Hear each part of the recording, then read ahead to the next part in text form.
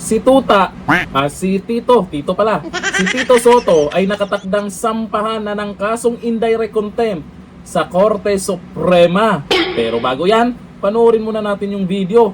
Banat ng isang abogado dahil ito daw si Soto, pag nagsalita, talo ang abogado. Ito ang video. Hindi naman siya nagbabasa eh. Yan ang problema. Nag-abogado siya, hindi nga siya kumuha ng law subjects eh.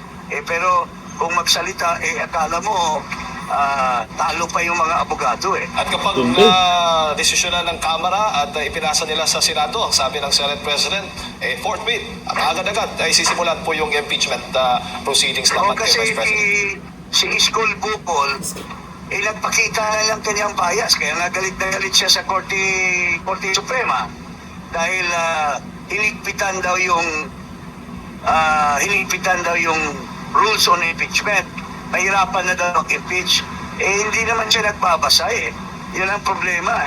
Nag-abogado siya, hindi nga siya kumuha ng law subjects eh. Pero kung magsalita, akala mo talo pa yung mga abogado eh. So, yun ang problema na natin. Talo pa daw abogado kay Tito Soto. O eto na nga, nakatakdang kasuhan siya sa Korte Suprema. Ayon dito sa balita ngayon, isang grupo ng mga abogado ang naghahanda umanong magsampa ng petisyon sa Korte Suprema laban kay Senate President Vicente Tito Soto III. Kaugnay ng umano'y mga pahayag neto na itinuring na paglapastang sa hudikatura. Ayon kay Attorney Ferdinand Topacio, ihahain ang petisyon na humihiling na ideklara si Soto na guilty sa indirect contempt dahil sa mga komentong umano'y lumampas na sa saklaw ng malayang pagpapahayag ng opinyon. Paliwanag ni Topacio, bagamat pinapayagan ang kritisismo sa mga desisyon ng korte, may malinaw na hangganan ito. Magaling kasi talaga itong si Tito Soto eh.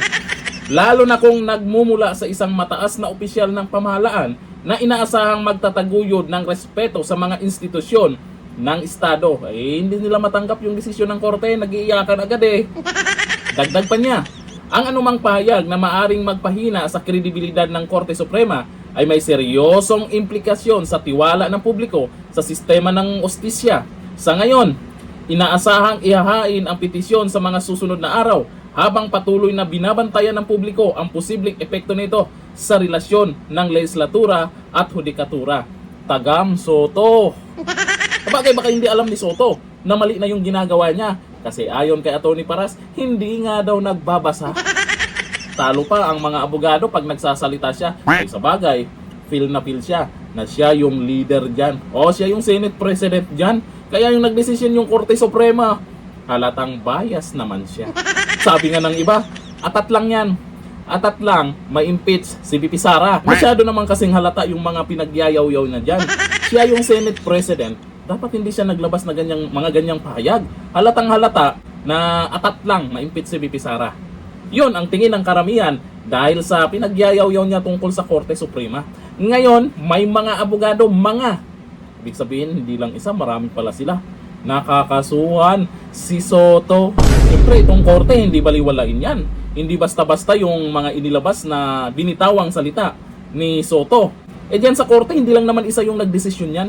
Pinagbobotohan, nagbabase sa ebidensya. Ayon dito sa mga nag-comment, Soto, sabi ni Redempto Tamsi Baluyos, dapat before pa, but it's not too late. Karma is coming. Sabi ni Morales Risa, deserve mo yan, Tuta Soto. Ba't Tuta? Kasi itong mga kino-comment nila, nakakahaway. Tito Soto po ha, Tito. Tuta Soto. Sabi ni Milmer Tamayo, ayan na ang karma. Malapit na, Soto. Sabi ni Eggy Boy Clemente, tama lang yan, mas marunong pa sa mga abogado eh. Sa ngayon, mukhang tamimay pa si Soto sa balitang to. Samantalang nakaraan, paglabas ng desisyon ng korte, ang bilis niya, nagyayaw-yaw-yaw-yaw dyan. Ngayon, tamimay siya. Bakit? Pinakabahan ba? Hanggang dito na, thank you. Bye-bye.